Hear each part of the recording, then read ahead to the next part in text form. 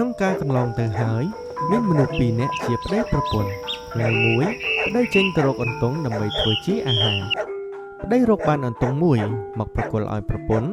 ហើយប្រាប់ឲ្យយកទៅស្លប្រពន្ធឆ្លើយថា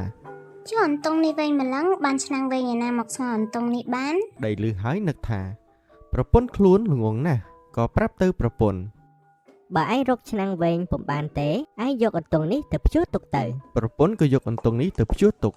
ហើយក៏គេចទៅបំបើកូននៅក្នុងមុងប្តីយកអន្ទង់នោះមកកាត់ចិញ្ច្រាំហើយយកឆ្នាំងមកដាក់ស្លកកូរលុះឆ្អិនគាត់ដួសរួចហៅប្រពន្ធមកស៊ីរួចលាងចានទុកតែសម្លអន្ទង់នោះនៅសល់បាត់ឆ្នាំងបន្តិចបន្តួចប្តីមិនបានលាងឆ្នាំងនោះទេហើយក៏ចេញទៅព្យួរស្រែបាត់ទៅ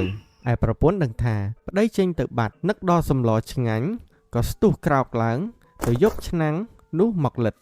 នាងនោះខំលិតណាស់ទៅ